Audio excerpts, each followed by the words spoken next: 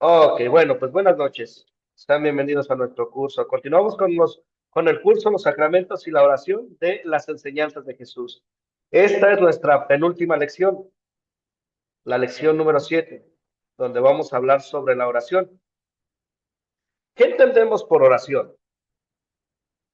¿Cómo podrían describir ustedes con palabras sencillas como a un niño qué es la oración?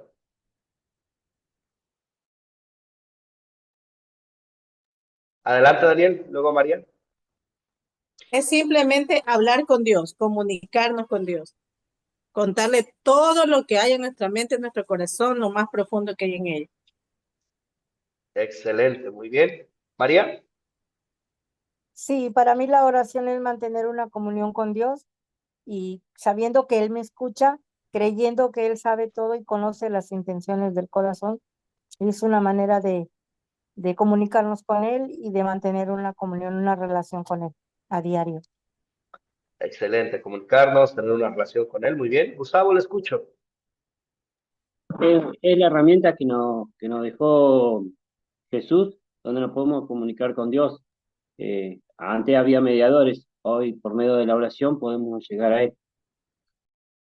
Excelente, así es. Comunicación, relación, unión, todo tiene que ver, ¿verdad? Tiene que ver con este privilegio que ahora tenemos de acercarnos a nuestro Padre. A mí me gusta enseñarles a los niños en cuanto a la oración, decirles que la oración es platicar con papá. Vamos a platicar con papá y papá nos conoce, papá va a hacer lo mejor para nosotros y papá siempre hace las cosas en sabiduría para nuestro bien. ¿Ok? Muy bien, vamos a comenzar. Pues ya he saludado a todos. Vamos a comenzar con una oración. Oremos. Querido Padre Celestial, te agradecemos que por medio de tu Hijo Jesucristo tenemos acceso completo a ti en oración. Perdónanos todas las veces que no hemos apreciado ese regalo como deberíamos. Recuérdanos diariamente el privilegio que tenemos en la oración. Te lo pedimos en el nombre de Jesús. Amén. La oración es una parte importante en la vida del creyente, ¿verdad? Ok, y eso vamos con la primera pregunta. ¿Por qué tenemos acceso completo a Dios en oración?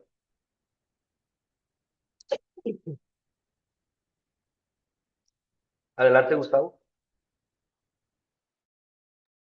Sí, pastor, tenemos acceso completo a Dios en la oración por la obra de Jesucristo, su muerte y resurrección, la fe y el Espíritu Santo. Muy bien, excelente, por medio de Jesucristo, la fe y el Espíritu Santo. Raúl, ¿le escucho?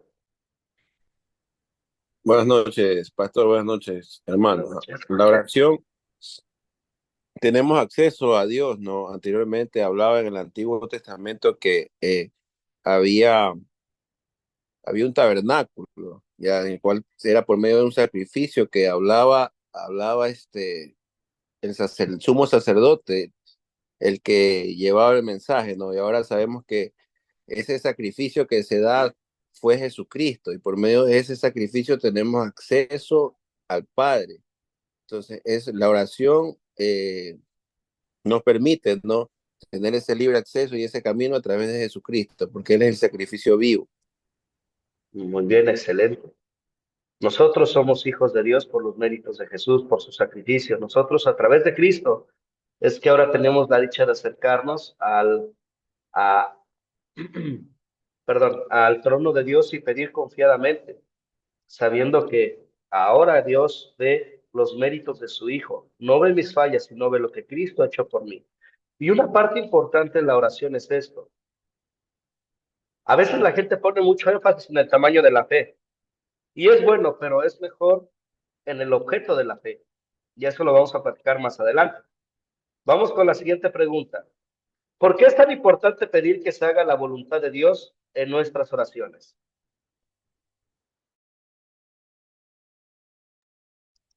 Adelante, Daniel. Gustavo, perdón, ¿me escucho?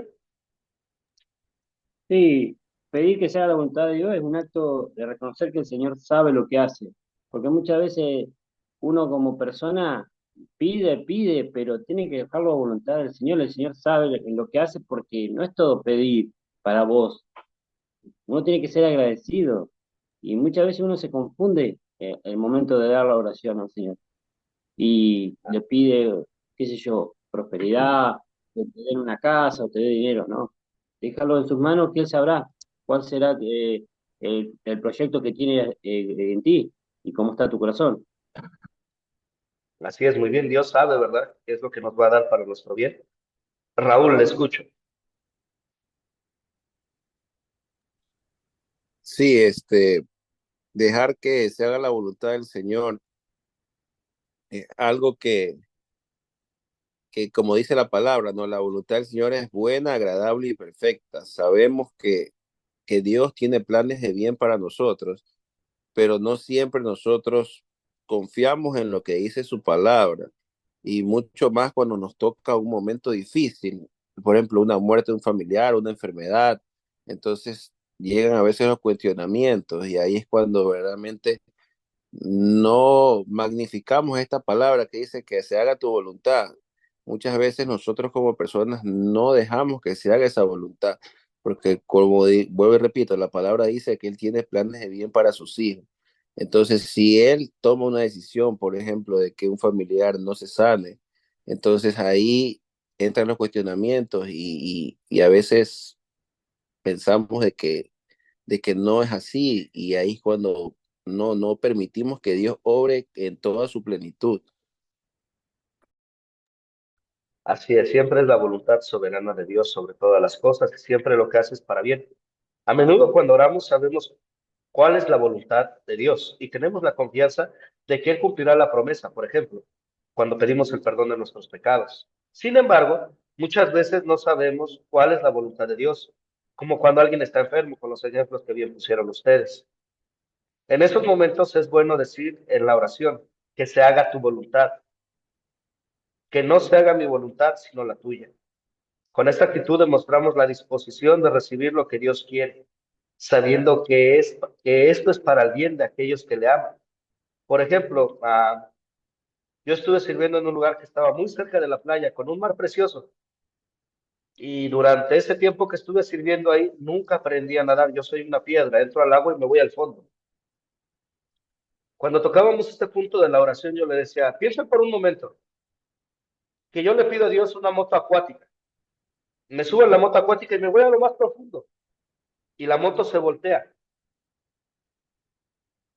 ¿Qué va a pasar conmigo? Pues lo más probable es que voy a morir, ¿verdad?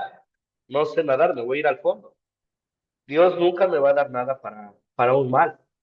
En ese caso, hay que recordar, y es bueno tener siempre presente la soberanía de Dios, que número uno, en su soberanía Él hace lo que Él desea, siempre para nuestro bien, aunque nosotros no lo entendemos.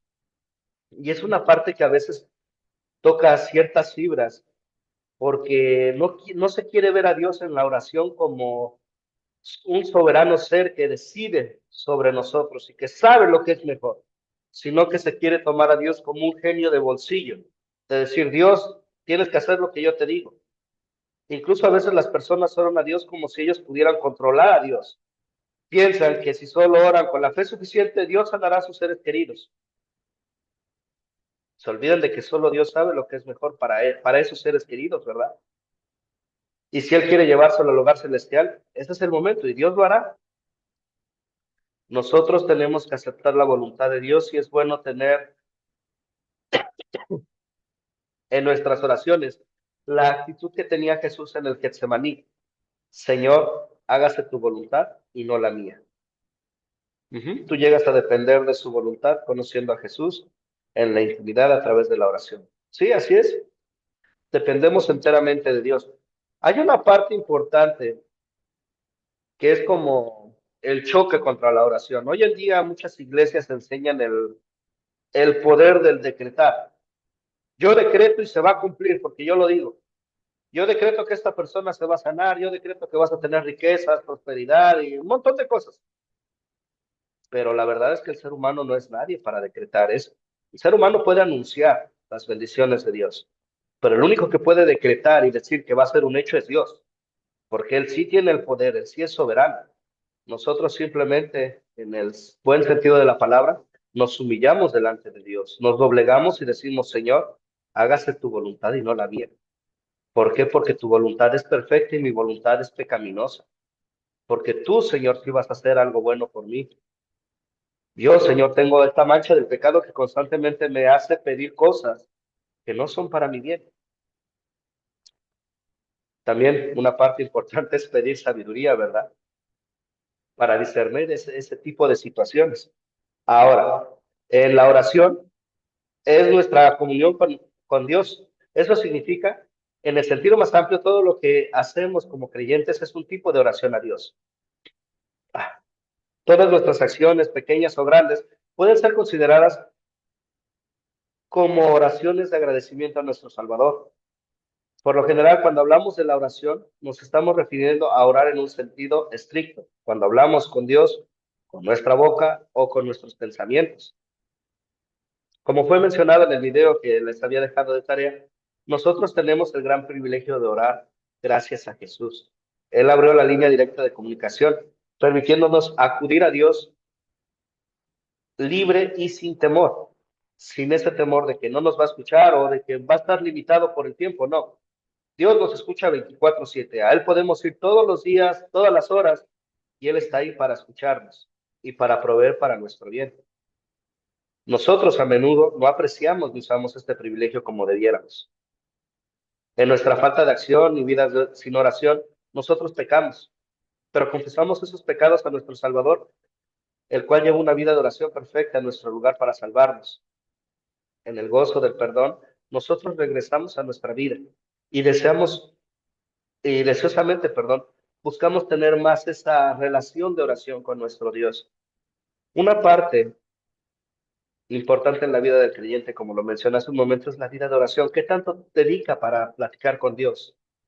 ¿Qué tanto dedica para tener esa comunión? ¿Hasta aquí algún comentario o alguna duda? No, maestro.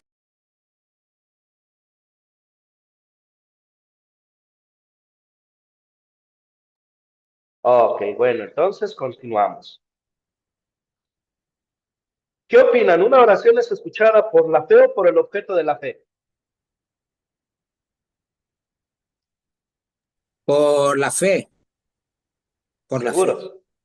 Sí. ¿Por la fe o el objeto? ¿Qué opinan los demás? Es a través de ¿Raúl? Jesús. Ujú. María A través de Guadalupe. Jesús. Sí, por la fe, hermano, por la fe en la promesa de mi Señor Jesucristo. Muy bien. Raúl estaba diciendo por medio de Jesús, ¿verdad? Gustavo, ¿le escucho?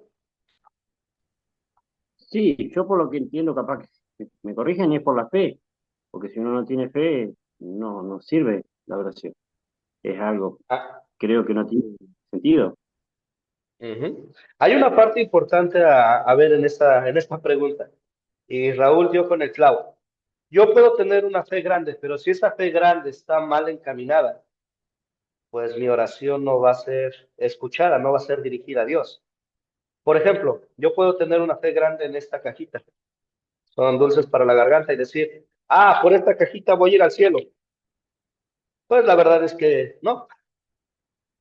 Por esta cajita lo único que voy a terminar va a ser siendo otro carbón más, ¿verdad? Lejos de Dios.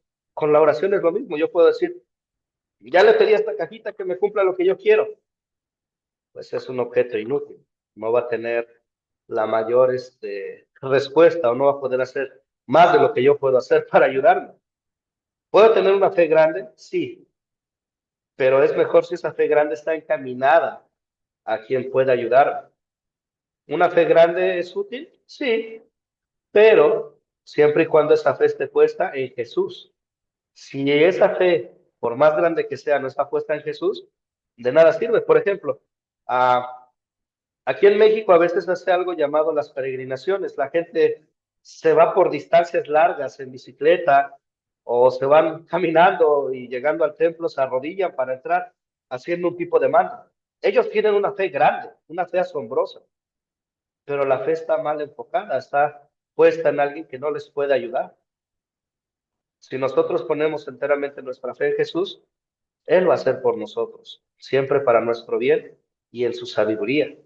¿Pedimos al Señor que nos dé una fe más grande? Sí, pero sobre todas las cosas pedimos al Señor que nos mantenga en la fe puesta en Él, para que nuestras oraciones vayan por el camino correcto y nuestra vida también permanezca en ese sendero. ¿Hasta aquí alguna duda o pregunta?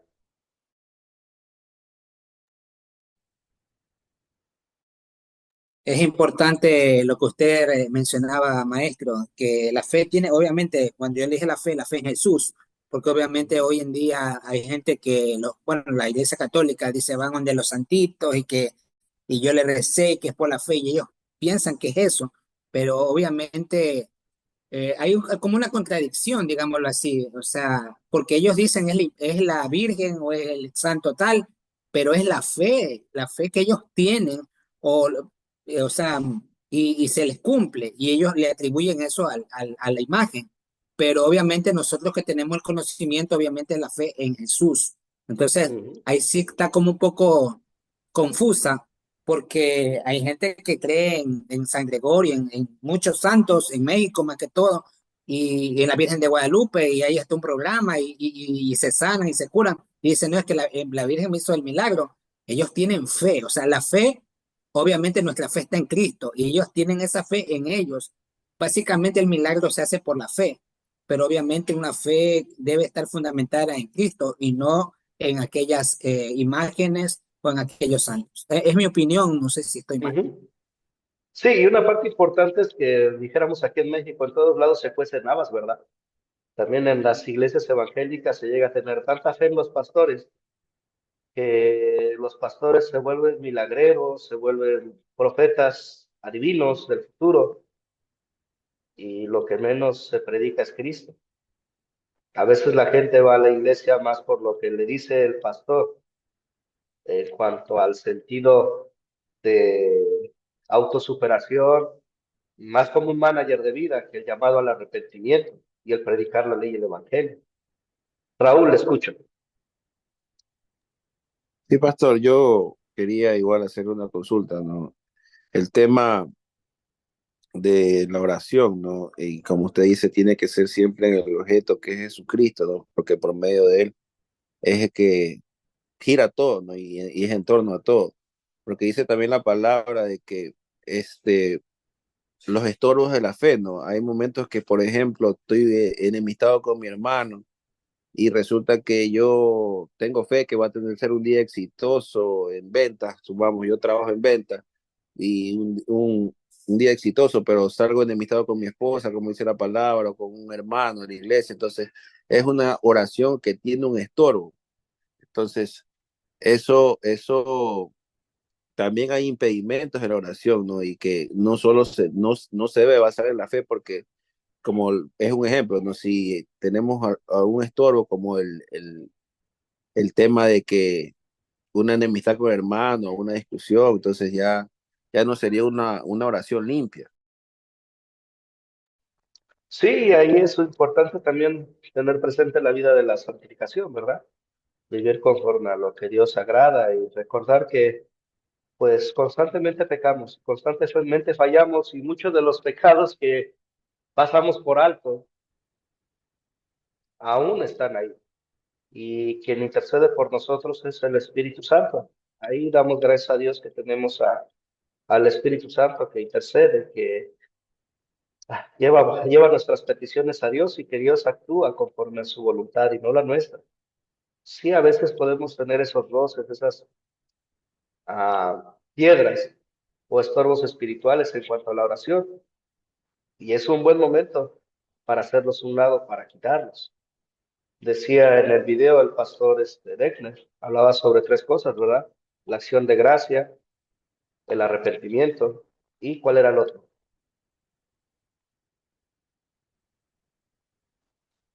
Y las peticiones, ¿verdad? De la oración. Son tres partes por las cuales se compone y al final todas esas tres dependen de una respuesta enteramente conforme a la voluntad de Dios. ¿Cuántas veces debemos orar al día o cómo debemos de hacerlo? Las veces que sean necesarias. ¿Cómo debemos hacerlo? De una manera directa a nuestro Padre. Gustavo, le escucho.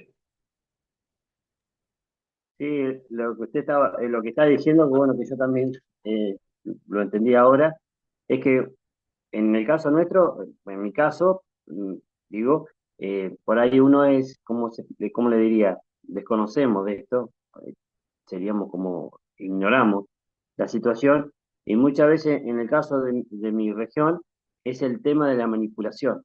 Hay mucha gente que está en falta de conocimiento, falta de fe, y llega a iglesias donde le imponen lo que ellos piensan y llegan a una situación donde dice, le plantean una situación de cómo dar la oración, qué es lo que le tiene que pedir al Señor, pero de qué forma tiene que ser, desconocen la persona, entonces la manipulan para el lado que a ellos parece. Sí, y lamentablemente también llegan a sembrar en la mente de la gente que tiene que orarse de cierta manera, si no Dios no te escucha, o en cierto lugar, o con cierta cobertura del pastor y cuarta cosa, pero la verdad es que podemos orar en cualquier lugar, sí. Podemos orar en secreto a nuestro Padre, sí. Nada más hay que tener la confianza y hacerlo. Es lo único que nos falta. Ahora, vamos a ver otra parte en cuanto a la oración y una realidad que ocurre en las iglesias hoy en día. Muchas personas creen que el ayuno y las vigilias persuadirán a que Dios contesta sus oraciones más rápido y más de acuerdo a lo que ellos quieren. ¿Por qué es esta una creencia peligrosa e incorrecta? ¿Por qué es peligroso y incorrecto pensar así?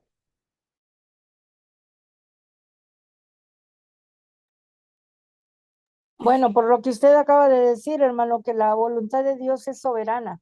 Él decide cómo y cuándo va en el tiempo y en la voluntad de Dios va a resolver las situaciones. Y esa es una idea errada que a veces practican o practicábamos algunas personas creyendo que por medio del ayuno íbamos a obtener una respuesta a nuestro favor conforme lo que nosotros queríamos.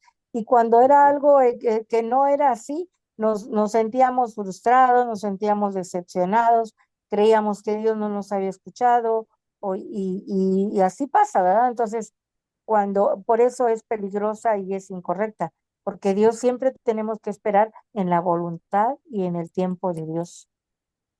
Así es. No es como que yo le voy a dar algo a Dios para que trabaje más rápido, ¿verdad? A Gustavo le escucho. Y luego Daniel. Sí, es lo que decía usted también, muchas veces el ser humano ya es egoísta, busca la forma siempre yo, nada más. Y lamentablemente quiere todo rápido, rápido, que se lo entreguen rápido. Y muchas veces no estás en tus manos. Si vos vas a una iglesia y te preparás, como ahora nosotros nos estamos preparando, no es solamente pedir para vos bienes, hay otra cosa más importante de la vida. El Señor tiene planificado otro, es la salvación, pero hasta que no lo entienda el ser humano, va a vivir con esto. En las iglesias pasan con el tema de la ayuno, vigilia. Yo he visto gente que te dicen, no, un ejemplo, están trabajando, se comprometieron en el trabajo, dice, no, mañana no trabajo porque voy a un ayuno, una vigilia, no puedo hacer nada, y vos decís, tenés responsabilidades, tenés tu momento, pero pará, el Señor está, pero también tenés tus responsabilidades, cumplí con tus responsabilidades, andá a la iglesia cuando te corresponde. Eso es lo que pasa muchas veces en situaciones que yo he vivido, donde hay hermanos que hacen todo eso y le piden y esto, y vos decís, pedís muchas cosas al Señor, ¿y vos cuándo te comprometés? Sí, muy bien. Gracias, Gustavo. Daniel, le escucho. Muchas veces es por ignorancia, hermanos, que, bueno, lo digo aquí en mi zona o personalmente a mí me pasaba, eh, porque básicamente nos metemos en el Antiguo Testamento y cuando vamos al ayuno y las vigilias que ellos hacían eran, bueno, era para que el pueblo se arrepintiese, en el caso de Jonás, para crear un arrepentimiento, pero no más, no para manipular y creer que haciendo aquello nosotros vamos a recibir rápidamente una contestación. En el libro de Esther habla del ayuno y todo eso, pero era un contexto diferente. Ahora ya no, o sea, no es que no es necesario, lo podemos hacer siempre y cuando sea con la intención correcta, pero no dejando a un lado el sacrificio de Jesús, la gracia del Señor Jesucristo. Entonces ya no estamos bajo la ley, sino bajo una gracia, y no es por lo que los días que yo más ayune o las vigilias que más haga, no se trata de eso. Yo lo puedo hacer, está bien, pero no significa que Dios me va a contestar más rápido. porque todo lo que Él hace, primeramente, lo hace conforme a su voluntad, y segundo, todo lo que pedimos es en el nombre de Jesús, y lo que recibimos es por gracia, más no por, si no, ya dejaría de ser gracia si no fuera por nuestras obras. Entonces, el que ayuna más tiene más poder, más, Dios le contesta más, y no es así. Entonces, falta de conocimiento, diría yo, en las escrituras y realmente entender el propósito de la gracia y del sacrificio de Jesús y su resurrección. Sí, y dos cosas. Uno, ¿se puede ayunar y hacer vigilia aún hoy en día? Sí, pero ¿cuál es el propósito? Cuando en el Antiguo Testamento hacían esto era para enfocarse a Dios. No era un acto como de los fariseos de, ay, es que yo ayuno tanto y hago esto y hago aquello, mira cómo sufro. No, era entre la persona y Dios, nada más. Cuando se privaban de ciertas cosas era para no perder el enfoque de Cristo, para no perder el enfoque de Dios, para estar más centrados en cuanto a lo que estaban haciendo para su Dios. Uno. Y dos, hay un ejemplo muy claro en cuanto al ayuno y el luto. Pensemos en David y el hijo que tuvo de la relación adúltera. Ese niño enfermó y mientras el niño estaba enfermo, David estaba ayunando, estaba enlutado. Cuando murió el niño, ¿qué fue lo que hizo David? Recuerda, Quitó el ayuno, quitó el quitó el ayuno ayuno. y ya volvió nuevamente a su vida. Ujú. Sí, se perfumó. ¿Por qué? Porque ya no No, había nada que hacer. no era la voluntad David, de Dios. O sea, aunque ella ayunaba, no era la voluntad de Dios salvar al niño, ya estaba determinado que iba a morir. Dios hizo su voluntad y David dice, cuando el niño vivía había razón para ayunar. Ahora que ya no vive, no hay por qué. Nosotros a veces queremos usar este tipo de cosas como herramientas casi, perdón por la palabra, pero casi para chantajear a Dios. Te me voy a privar de esto y me tienes que cumplir porque si no, nada más me haces sufrir, ¿no? Pues Dios no te mandó a que ayunaras, tú quisiste ayunar por tu voluntad y al final se hace la voluntad de Dios, no la tuya. Vamos a leer el versículo. Por medio de él, unos y otros tenemos acceso al Padre en un mismo espíritu. Efesios 2:18. Pensando en este versículo, ¿nos ha dado Dios acceso directo a él en la oración? Sí, hermano, sí. ¿Cómo? Sí, ¿Cómo es que nos ha dado Dios acceso directo a él en la oración? Por medio de la persona de Jesucristo, por medio de la fe en Jesús, Notamos que no dice por ayunos, por vigilias, por medio de la por medio fe de en él, Jesús, por Jesús. medio de él, nada más. No hay más, solamente en él tenemos ese privilegio de acercarnos a Dios. Ahora, ¿cómo la mentalidad de decir voy a ayunar, voy a hacer las vigilias, cómo esta mentalidad no da toda la gloria a Dios? ¿Cómo quita la gloria a Dios esa mentalidad? Porque ahí se asume que es por el esfuerzo de uno, es por lo que uno hace, más no por lo que Dios haría en su Hijo amado, sino es por lo que nosotros hacemos. El sacrificio es nuestro, no de Jesús. Ujú. Muy bien. Cuando pensamos que necesitamos añadir algo a nuestras oraciones de manera que sean escuchadas de una manera más favorable delante de Dios, podemos ser tentados a pensar, porque yo hice esto, Dios me contestó y lo hizo en la manera en que yo quería que contestara. Esta mentalidad está basada en el orgullo pecaminoso y puede ser muy peligroso. Peligroso porque se aleja totalmente de la gracia, se aleja de Cristo. Ahora, ¿cómo este tipo de estrategia hace lucir como si nosotros fuéramos más sabios que Dios?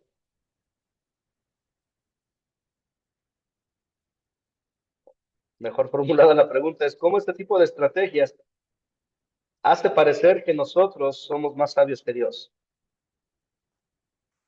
Porque de pronto uno piensa que se nos olvida de que Él es Dios y que nosotros somos creación y Él es nuestro creador. Entonces, de esa razón, nosotros estamos mal. O sea, esa nos hace, no somos más sabios, Él es sabio. Él es más sabio que nosotros. Y al hacer eso, nosotros creer que podemos hacer lo que Él quiere, lo que nosotros querramos, mas no es así. Así es, muy bien, gracias. A Gustavo y luego Raúl. Sí, nosotros somos muy arrogantes. Ya cuando uno empieza a buscar a la vuelta lo que decide el Señor, ya empieza a cuestionar. Y la palabra del Señor no se cuestiona. Y eso es muy arrogante y quiere ser egocentrista. Eso es lo que tiene el ser humano. Se olvida de todo lo que ha hecho el Señor. Sí, así es. Se centra en el yo, en el yo, en el yo, ¿verdad? Le gusta jugar a yo-yo. Primero yo, luego yo y al último yo. Buen ejemplo de la naturaleza pecaminosa. Raúl, le escucho. Sí, pastor, nos hace ver más sabios, que nos creemos nosotros más sabios, ¿no? Cuando aún sabemos que Dios escudriña nuestra mente y nuestro corazón, y Dios sabe lo que necesitamos y lo que está por venir en los días siguientes, porque Él conoce todo. Entonces, nosotros, si entramos a un ayuno y a una oración, debería ser por un acto de agradecimiento y obediencia a Dios, más no por pedirle algo al Señor o pedir que obre de A o B motivo o en alguna manera, porque también, eso es lo que estaba leyendo ahorita, Jesús, el Señor Jesús ayunó también en el desierto. Habla la palabra que él ayunó, pero él Ujú. se estuvo preparando porque él también sabía que Dios lo había enviado a cumplir un propósito. ¿Ya? Entonces, ahí también quisiera que también usted me explique el tema del ayuno de Jesús un poquito para que nos pueda ayudar. Pues él tuvo ese tiempo de ayuno, como mencioné hace un momento, de preparación, de acercamiento a Dios. Tuvo ese punto de buscar esa comunión en oración con su Padre. Ahora, después de 40 días se muestra también la parte humana, ¿verdad? La parte humana que tiene hambre. Y vaya que si se mostró al grado de que el diablo vino y buscó esta oportunidad como algo favorable para tentar al dueño de todo con migajas. Pero vemos cómo responde Jesús. Es no solo de pan vivir al hombre, sino de cada palabra que sale de la boca de Dios. Nosotros donde fallamos, y podemos pensar en el ayuno que Jesús tuvo en el desierto y las victorias en las tentaciones, nosotros fallamos en muchas de esas cosas, pero Jesús triunfa, triunfa perfectamente por y para nosotros. Daniel, le escucho. Quería compartir mi opinión con relación a la pregunta del hermano. Pienso que es primero dos cosas. La primera que fue para consagración. Fue un tipo de consagración de él hacia Dios, un compromiso, por decirlo así. Lo segundo es mi opinión, ¿no? Es mi opinión, tal vez me perdonan, pero el pueblo de Israel fue llevado al desierto. Y en el desierto, en el Antiguo Testamento, habla de que ellos querían comer, querían los puerros, los ajos, las cebollas de Egipto, ellos querían prácticamente un festín, cosa que Jesús no lo hizo. Jesús, en vez de hacer lo mismo, él lo que hace es negarse, privarse de la comida, como decir, morir a sí mismo para no hacer mi voluntad, sino hacer la voluntad de aquel que que me llamó, me escogió y estoy aquí. Y prácticamente fue todo lo contrario a lo que hizo Israel. Israel fracasó en el desierto, más Cristo triunfó en el desierto. Dice que Israel tenía que estar 40 días, pero Jesús estuvo 40 días. La diferencia es que Israel comía y comía y comía, y Jesús no comía, sino que se consagraba. Y estaba comiendo la voluntad de Dios, o sea, haciendo la voluntad, la comida de él en ese momento era hacer la voluntad de su Padre. Eso es lo que quería añadir. Muy bien, Daniel, gracias, Gustavo. Sí, recordemos que justo lo que decía el hermano, el tema de los israelitas que cometieron tantos errores por ser arrogantes, porque cuestionaban todo a Moisés, él sabía que también iba a ser cuestionado, y no solamente con el problema de los egipcios, sino con llevar a tanta cantidad de personas que no estaban muy de acuerdo con muchas cosas y lo cuestionaban todo. Entonces ahí está la arrogancia. Y el Señor, recordemos que el Señor es el Hijo de un Dios. Él se humilló. Hubiese sido otro, dice, no, yo no me humillo ni me tengo que sacrificar por los humanos que han sido egoístas con mi padre, que siempre han cuestionado, y él se interpuso porque supongamos que Jesús no hubiese estado, ¿qué planes hubiese hecho Dios con nosotros que fuimos tan egoístas? Y él se interpone y busca la situación de salvarnos. Él se sacrifica por nosotros. Eso es lo que la gente no se da cuenta. Él como Dios se humilló, lo golpearon. ¿Con qué necesidad todo eso? Porque él tenía confianza de que el ser humano podía ser salvado.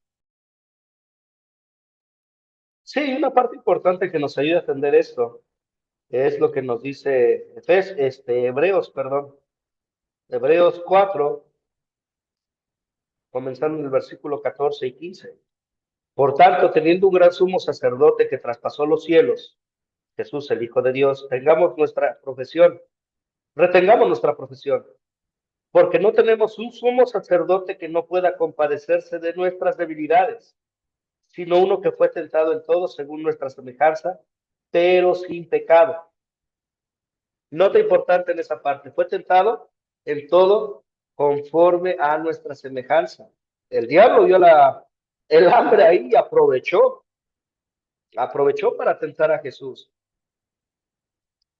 Él fue tentado como lo fuimos nosotros, con la diferencia que él no pecó y que su victoria sobre el diablo ahora cuenta para nosotros. El motivo por el cual Jesús ayunó es muy probable porque tenía o buscaba ese tiempo de comunión con su Padre. Y una parte importante aquí es esto. Cuando vemos a Jesús en el desierto, Él está haciendo la voluntad de su Padre, porque fue llevado por el Espíritu. Pues estuvo ahí, se sometió a esta prueba para cumplir la voluntad de su Señor. Nunca fue para decir, pues voy a estar los 40 días y después de eso un banquete viene para mí. No, él fue 40 días de ayuno y de pronto vino el enemigo a tentarlo. Ahora, nota importante, el diablo no es la primera vez que lo tienta. Durante todo su ministerio, el diablo estaba ahí atrás, intentando hacerle caer. Pero Jesús había venido a hacer la voluntad de su Padre. Aún en el Getsemaní, Jesús dice, hágase tu voluntad y no la mía. Cuando vemos todas estas partes de la Escritura, nos demuestra qué tan grande es nuestro Salvador en el triunfo que tiene y cómo ese triunfo ahora nos beneficia a nosotros. También nos demuestra qué tan grande y preciosa es la relación que tiene Jesús con su Padre y que ahora nosotros, a través de Cristo, también disfrutamos de esa relación por lo que Cristo ha hecho por nosotros. Hay unos buenos libros en la Academia Cristo que podrían ayudar mucho en este tipo de dudas. Hay en la Biblioteca Teológica un apartado que se llama la Biblia Popular. ¿Qué es esto? Es una serie de libros sacados de cada uno de los libros de la Biblia con comentarios. Vienen con algunas aplicaciones, nos ayuda a lo que está expresado en estos libros, a ver un poquito más del contexto histórico, lo cultural. Les voy a mandar el enlace más tarde en cuanto a acceder a este lugar en el sitio de Academia Cristo para que ustedes puedan descargar esos libros gratis, ¿ok? Y puedan tener ese momento de estudio también en casa. Si por alguna razón no lo incluyo en la tarea de mañana, me mandan un mensaje para recordarme, ¿ok? Porque luego se me olvidan las cosas. Ahora, ¿cómo es este tipo de estrategia hacer lucir como si nosotros fuéramos más sabios que Dios? Cuando las personas realizan ayunos o hacen vigilias para tratar de influenciar las decisiones de Dios, a ellos se les olvida que Dios es más sabio de lo que ellos son, como bien comentaron ustedes, y que Él tiene su bienestar eterno en mente cuando Él contesta sus oraciones. O sea, cuando Él dice que no, es para nuestro bien. Un creyente debe de orar humilde, entendido que Dios responderá de la mejor manera, aun si nosotros no podemos ver esa realidad en el momento. Debemos de entender que la voluntad de Dios es sobre todo, ¿ok? Algunas personas creen que si nosotros pedimos por algo y no recibimos lo que pedimos, es nuestra propia culpa, porque no tenemos la suficiente fe. Dios ciertamente quiere que pidamos por cosas sin dudar, pero esa no es toda la historia. Vamos a leer los siguientes versículos para aprender más sobre la oración. ¿Quién me puede buscar el versículo de Mateo, luego el de Marcos y luego el de Corintios? Para ver qué más aprendemos sobre la oración.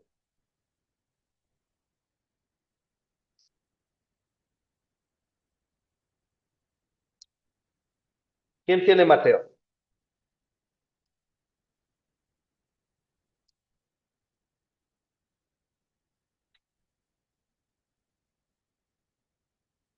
Amén, amén. Adelante. Ya. Dice, entonces llegó Jesús con ellos a un lugar que se llama Getsemaní y dijo a sus discípulos, sentaos aquí entre tanto que yo voy allí y oro. Tomando Pedro y a los hijos de Zebedeo comenzó a entristecerse y a angustiarse en gran manera. Entonces Jesús le dijo, mi alma está muy triste hasta la muerte. Quedaos aquí y velad conmigo.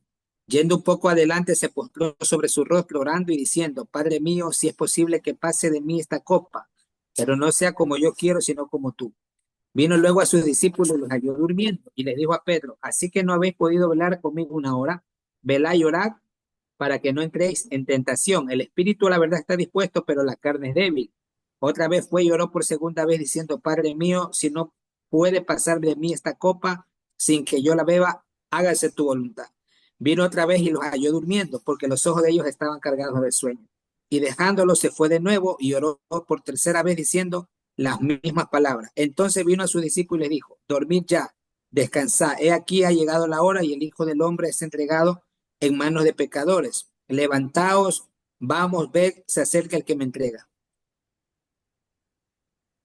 Muy bien, muchas gracias. Desafortunadamente muchas personas solo recuerdan lo que Jesús hizo en la cruz y se olvidan de la importancia de su vida.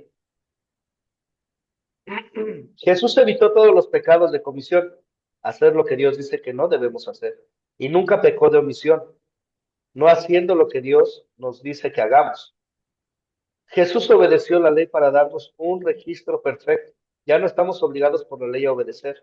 Nuestra actitud en cuanto a la oración y motivación han cambiado. Ahora nosotros, con corazones agradecidos, nos acercamos en oración y aprendemos algo de la oración conforme a lo que vemos en el Getsemaní. ¿Qué aprendemos? Conforme a lo que nos dice Mateo en cuanto a la oración. Que Jesús era constante en la oración. Muy bien, ¿qué más?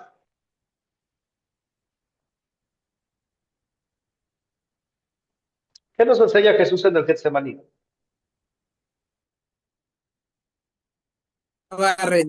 Estaba rendido totalmente a cumplir la voluntad del Padre y no lo que él quisiera, sino que lo que el Padre tenía para con él. Humildad, Notamos una, humildad, humildad.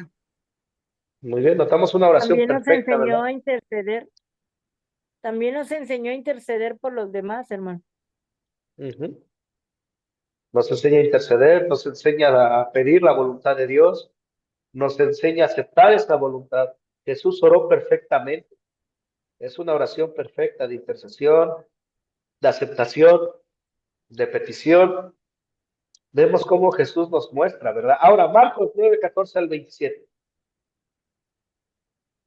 Yo tengo Marcos 14, 27, hermano. Adelante. Dice, cuando llegó a donde estaban los discípulos, vio una gran multitud alrededor de ellos y escribas que disputaban con ellos. Y enseguida toda la gente, viéndole, se asombró y corriendo a él, le saludaron. Él les preguntó, ¿qué disputáis con ellos? Y respondió uno de la multitud, dijo, Maestro, traje a ti mi hijo que tiene un espíritu mudo, el cual donde quiera que le toma, le sacude y echa espumarajos y gruje los dientes y se va secando. Y dije a tus discípulos que le echaran fuera y no pudieron. Y respondiendo él les dijo, oh generación incrédula, ¿hasta cuándo he de estar con vosotros? ¿Hasta cuándo os he de soportar? Traédmelo. Y se lo trajeron, y cuando el espíritu vio a Jesús, sacudió con violencia al muchacho, quien cayendo en tierra se revolcaba echando espumarajos. Jesús preguntó al padre, ¿cuánto tiempo hace que le sucede esto? Y él le dijo, desde niño. Y muchas veces le echa en el fuego y en el agua para matarle, pero, pero si pueden hacer algo, ten misericordia de nosotros y ayúdanos. Jesús le dijo, si puedes creer, al que cree todo le es posible. E inmediatamente el padre del muchacho clamó y dijo, creo, ayuda a mi incredulidad. Y cuando Jesús vio que la multitud se agolpaba, reprendió al espíritu inmundo diciéndole, espíritu mudo y sordo, yo te mando, sal de él y no entres más en él. Entonces el espíritu, clamando y sacudiéndole con violencia, salió y él quedó como muerto, de modos que muchos decían, está muerto. Pero Jesús, tomándole de la mano, le enderezó y se levantó. Hasta Muy bien, ahí es el excelente. 27, hermano. ¿Sí? ¿Qué nos enseña Marcos 9, 14 al 27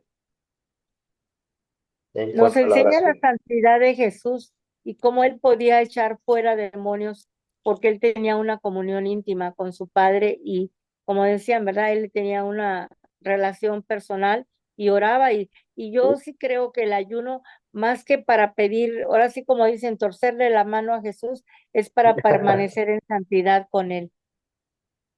Para buscar ese tiempo, ¿verdad? Privarse de algo que Así, nos distrae para enfocarnos en lo importante. Muy bien. sí. Gracias, María Guadalupe. Gustavo, le escucho. Sí, también se presenta la individualidad de la gente, no cuestionaban todo. Él se molestaba por eso, tenía que demostrar cada paso que hacía o por lo que estaba haciendo en su ministerio, Señor, todo era cuestionado. Y seguía, las personas seguían cuestionando, entonces él por eso se molestaba tanto. Muy bien. Y en especial aquí estoy leyendo el texto que nos leyó nuestra hermana. En el versículo 23 y 24. En especial el 23. Jesús le dijo,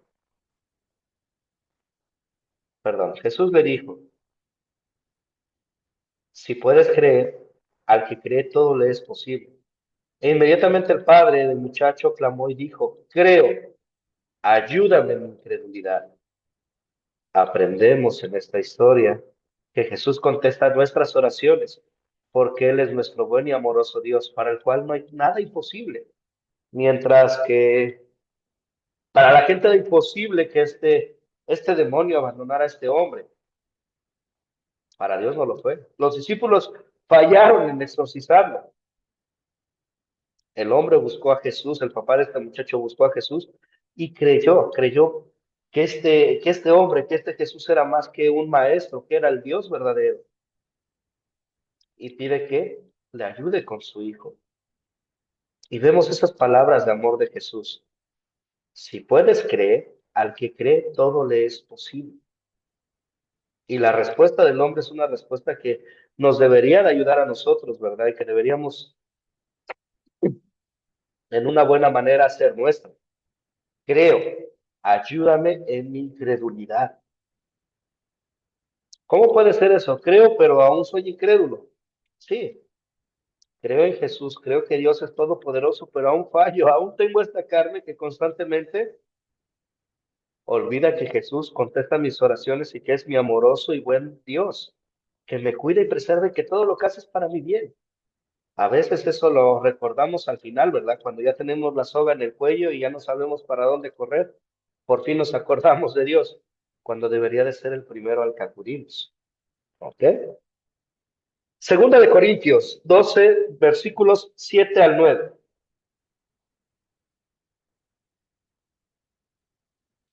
Quien lo tenga, si me hace el favor de leerlo.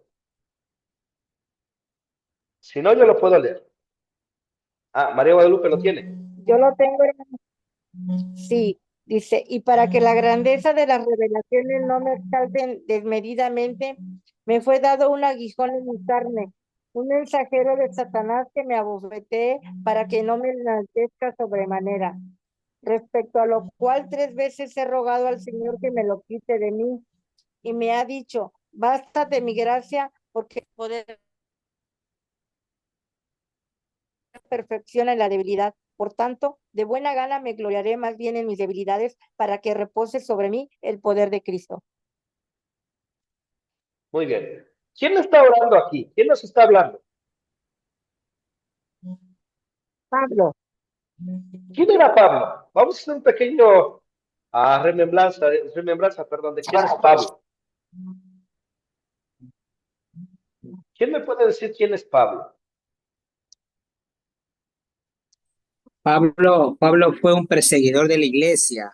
en el libro de Hechos habla que él perseguía, era un hombre que fue instruido bajo los pies de Gamaliel, muy celoso de la ley, muy guardador de todo, irreprensible, lo dice la palabra, y dice que él tenía celo y que de un día a otro, yendo a Damasco, él tiene un encuentro con Jesús y desde ahí, pues Dios lo trata a él, oran por él, Dios lo usa, lo levanta y obviamente él empieza a predicar la palabra en toda Asia, empezó a hacer viajes misioneros, pero lo que leemos aquí es que él tenía una situación que quería ser, posiblemente dice que tenía alguna enfermedad en los ojos, él quería ser sano, pero dice que a pesar que él había orado, aún así, aún siendo usado, él era un hombre que Dios lo usaba en milagros, lo usaba poderosamente, pero aún así siendo un hombre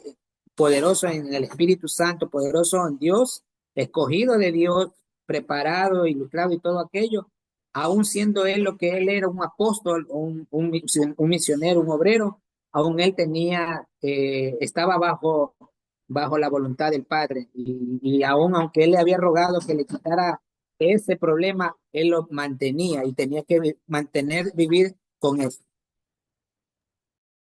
Muy bien, gracias. Sí, una parte importante es, vemos que San Pablo era el misionero de misioneros, era el obrero que Dios envió con poder y gloria para proclamar las buenas nuevas. Lo vemos orar a Dios, no una, no dos, sino tres veces, quítame el aguijón de la carne. A ojos humanos, Pablo merecía que se le respondiera esa oración de una manera afirmativa, ¿verdad? Pero Dios dijo, no, bástate con mi gracia. ¿Por qué? Porque en tu debilidad me perfecciono. A veces nosotros como creyentes pensamos o creemos que no tenemos por qué sufrir. Incluso hoy en día el movimiento de la gloria en las iglesias enseña, no, tú eres un hijo de Dios, tú eres un príncipe, una princesa del reino. No mereces sufrir. ¿Cómo vas a sufrir? Un hijo de Dios no tiene por qué sufrir. Se ve que no conocen la escritura cuando enseñan eso. Jesús cuando habla sobre los discípulos que están por venir dice, por causa de mi nombre van a ser perseguidos, azotados, habrá división en los hogares. Será difícil la vida del creyente, viendo la vida de los creyentes, no solamente en el Nuevo, sino en el Antiguo Testamento. Cuando se mantenían fieles, no llevaban vidas fáciles. Cuando en las iglesias se enseña ese ministerio de la gloria, esa teología de la gloria, perdón, están enseñando incorrectamente. Están enseñando que siempre va a haber algo bueno, que porque eres hijo de Dios te va a ir siempre bien. Qué bendición cuando pasa así, pero no siempre es garantía que va a ser así. Y a veces la gente cuando ve este tipo de situaciones se desanima y dice, pues, ahora me va peor que cuando era incrédulo. ¿Qué pasa? A veces nosotros mismos, siendo creyentes, llegamos a pensar, pues no se supone que ahora estoy del lado, y usamos este término, del lado de los buenos, ¿no me debería de ir mejor? No, Jesús no prometió que te iría mejor en este mundo. Si te bendice, qué bueno. Gloria a Dios por eso. Usa la bendición que te da para la gloria de su nombre. Pero si no, que te baste su gracia como San Pablo, el cual llegó a entender la verdad de que para él el vivir era Cristo y el morir, ganancia. Ganancia porque por fin estaba en el cielo. Imagínense la madurez a la cual había llegado Pablo, de decir eso con confianza. Nosotros tenemos esa parte que no entiende qué es lo que es mejor. Así como Dios sabía lo que era mejor para Pablo, Dios sabe lo que es mejor para nosotros. A veces no lo entendemos y a veces va a haber ocasiones en las que no lo vamos a entender, pero es la voluntad de Dios y la voluntad de Dios siempre va a ser buena en nuestras vidas. Pedimos que en cuestiones difíciles en nuestras oraciones, Dios nos dé sabiduría para entender su voluntad, que nos ayude a orar perfectamente, como Él quiere, pidiendo por otros en acción de gracias, en arrepentimiento, y que sobre todas las cosas no olvidemos que tenemos a un Dios amoroso, que responde nuestras oraciones y que para Él no hay nada imposible. ¿Cuál es lo más grande que le has pedido a tu Dios? ¿Te ha respondido con un sí o con un no? Si te ha respondido con un sí, gloria a Dios. Si te ha respondido con un no, también gloria a Dios. ¿Por qué? Porque tiene una razón preciosa para responder no. Nosotros como padres a veces tenemos que decir a nuestros niños, hijo, por ahora no, porque es para tu bien. Así es nuestro Padre perfecto. Aún más Él, que es perfecto y santo, siempre va a obrar para nuestro bien. Siempre va a estar ahí, escuchando nuestra oración y respondiendo conforme a su soberana voluntad. Ahora, esto no quiere decir que tengan miedo y que se limiten a pedir a su Dios. Pidan confiadamente a su Dios, pero también sean conscientes que se hace la voluntad de su Dios y que esta voluntad es buena y perfecta para ustedes. ¿Comentarios hasta aquí o alguna duda?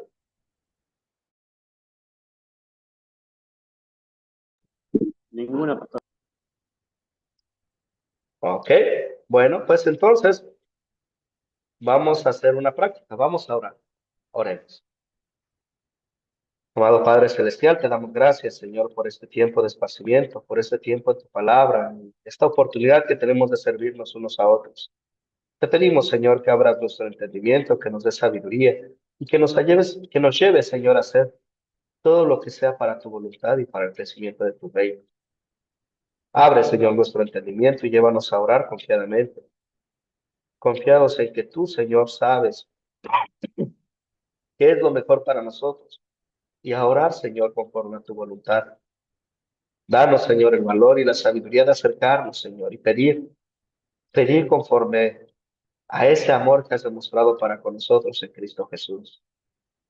En oración, Señor, te pedimos por cada uno de los que está participando en este curso, Señor, bendíceles, guárdalos, aquellos que están enfermos y por esa razón o cualquier otra no pudieron conectarse, Señor, sé tú con ellos y dales fortaleza.